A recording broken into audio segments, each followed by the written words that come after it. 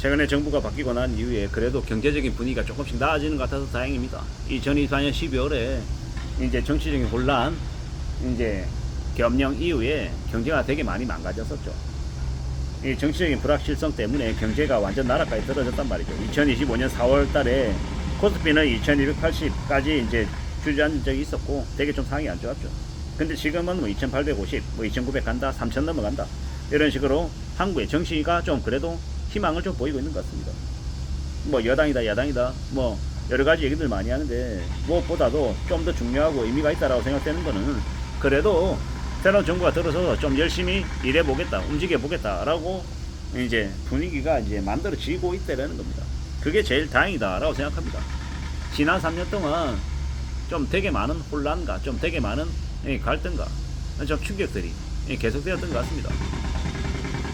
제가 말씀드리는 부분 관련해서 인정하고 인정하지 않는 사람들도 있겠지만 저는 그렇게 생각합니다. 그리고 앞으로 우리는요, 더욱더 앞으로의 삶을 좀 잘 좀 생각해 볼 필요가 있습니다. 앞으로 그런 마냥 희망과 마냥 좋은 일만 있을 것이냐, 그렇지 않을 겁니다. 제가 여러 차례 한국의 주식시장이 호황일 거다, 주가가 많이 올라갈 거다라고 얘기하지만 그게 정말로 실물 경제가 좋아지는 걸로 해석하는 건 무리다라고 보는 겁니다.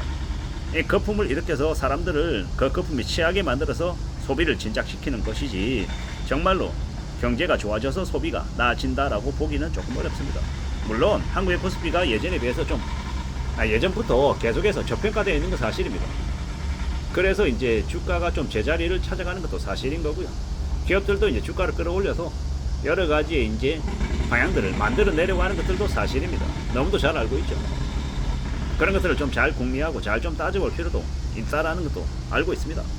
저는 항상 말씀드리지만 삶에 대한 대비가 필요하다, 준비가 필요하다, 조심할 필요가 있다, 항상 자신을 추스리며 살아가야 된다, 내 자신을 되돌아봐야 된다 라는 얘기들을 계속합니다. 그러면서 이제 또 생각을 하는 거죠. 제가 이제 일본 드라마 이제 공작새 뭐 땡땡땡이라고 하는 드라마를 봤었습니다. 누구에게나 편하지 않은 진실이 어딘가에 있다. 그리고 그 불편해도 그 진실을 마주해야 된다. 그냥 잊어버리며 살아가야 되나? 아니면 어디서부터 길이 잘못된 것인지를 찾아보려고 해야 되냐? 뭐 이런 이제 생각들을 하게 됐다는 거죠.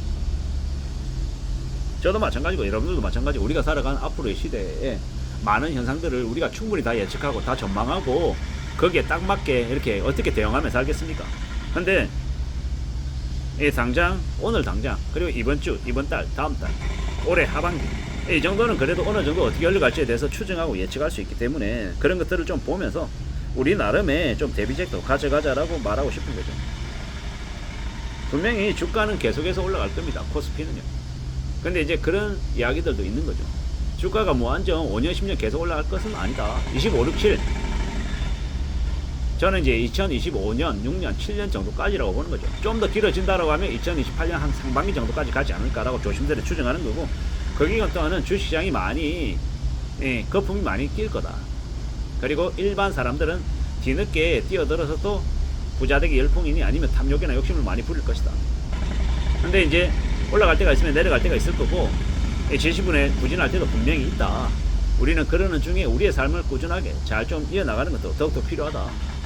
나라 전체의 경제가 아무리 좋아도 개인의 삶이 되게 힘든 경우도 있고, 반대로 나라 전체가 경제적으로 어렵고 힘들다 하더라도 티내지 않고 조심스럽게 조용히 자기의 삶을 잘 지켜내며 유지하며 사는 사람들도 분명히 있더라는 것. 그것도 좀 따져볼 필요가 있다라는 것. 우리가 어떻게 사는 게 좋을지, 어떤 삶이 우리에게 필요한지에 대해서 곰곰이 생각해 볼 필요가 있다라는 것. 정부가 바뀌었다라고 해서 갑자기 경제 성장률이 5%, 7%, 10% 올라갈 리도 없고, 없던 일자리가 갑자기 채워지지도 않을 거다라는 거. 그리고 전체적으로는 한국이라고 하는 나라가 복합 불황, 대차 대조표 불황, 장기 침체, 장기 불황은 피할 수 없다라는 거. 그걸 우리는 인정하고 살아가야 됩니다. 앞으로 5년, 10년 어떻게 되겠어? 많이 빡빡해질 거다라는 거. 결국은요, 아끼며 살아가야 되고 절약해야 되고 돈을 좀 조심하며 지내야 되는 거죠. 나이가 들어서 허세, 낭비, 인맥 따지며 살면 별로 삶이 유쾌해지지 못한다라는 거죠. 돈이 없으면 중년부터 힘들어지고 우울해지고 사는 게 별로이다라는 걸 명심해야 되는 거죠. 좀 냉정하게 얘기하면 돈이 있으면 삶이 나아지고 괜찮아지고, 없으면 어려워진다라는 거 잘 생각해야 된다라는 거. 잘 좀 따져봐야죠. 잘 좀 생각하며 지내야 될 것 같습니다. 두고 봐야죠. 착실하게 지내야 되죠. 우리가 살아가는 지금의 시대, 지금의 삶을 좀 잘 좀 추스리며 지내야 되는 거죠. 우직하게 지내야 되고요. 누구에게나 사는 건 다 힘들죠. 어렵다라는 거죠. 저는 이제 제가 오랫동안 알고 지냈던 아주 옛 친구가 어느 날 갑자기 돈을 빌려달라는데 참 씁쓸한 마음도 들었었습니다. 왜냐? 제가 지금 당장 누구에게 돈을 빌려주는 상황이 못 된다라고 말을 했는데 그것도 참 좀 씁쓸하더라고요. 어떡하겠습니까? 받아들여야죠. 살아가다 보니, 지금을 지내다 보니 뭐 여러 가지 생각들이 들기도 합니다. 어떻게 지내야 될까? 어떻게 살아가야 될까? 라는 생각도 하게 되고요. 사는 게 참 쉽지 않다라는 것도 너무도 잘 알고 있습니다. 차근차근 움직여야죠. 차근차근. 이런 생각, 저런 생각이 많이 듭니다. 꾸준히 나아가야 되고, 사는 게 뭐지? 다들 고생하며 사는데, 고생하고 열심히 사는데도 뭐 때때로 인생이 풀리지 않는 경우도 많고, 또 어떤 사람들은 그냥 평범하게 조용히 지내는 것 같은데 좀 더 또 인생이 잘 풀려서 괜찮은 보이는 경우도 있고요. 여러 가지 생각들이 들더라고요.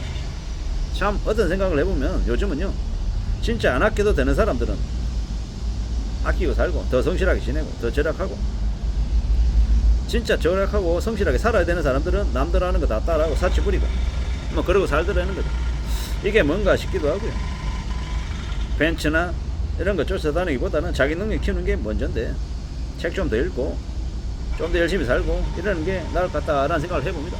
앞으로 우리가 살아가는 경제가 절대로 장밋빛이고 아주 좋아지고 아주 유쾌해지고 괜찮아지지 않을 거다라는 겁니다. 그게 현실임을 우리는 받아들여야 될 것 같습니다. 그래서 어떻게 해야 된다? 우직하게 성실하게 착실하게 지내야죠. 그래야 된다라고 봅니다. 무모하게 도박 같은 투기는 하지 않아야 될 것 같고요. 빚쟁이가 되면 손발이 제갈에 물려진 거하고 똑같다라는 이야기를 좀 하고 싶었습니다. 앞으로 우리의 시대에 대출도 예전만큼 안 나올 거고 빚낸 사람들은 되게 삶이 어려워질 거고 되게 예사롭지 않을 것 같습니다. 이런 시국에 더욱더 조용히 지내고 뚜벅뚜벅 자기의 삶을 앞으로 나아가며 사는 게 제일 좋을 것 같다라는 거, 그래야 되지 않을까라고 생각하고 조용히 조심조심 움직여 나가는 게 제일 좋을 것 같습니다. 계속 꾸준히 지금의 이 시대를 잘 좀 관찰하며 사는 게 좋겠다라고 말씀을 드리는 겁니다. 그래야 되지 않을까라고 생각하는 거죠. 잘 좀 지냈으면 좋겠습니다. 저든 여러분들입니다. 우리 모두 말입니다. 그렇게 살아가기를 진심으로 바라서 말씀을 드려봅니다. 이상입니다.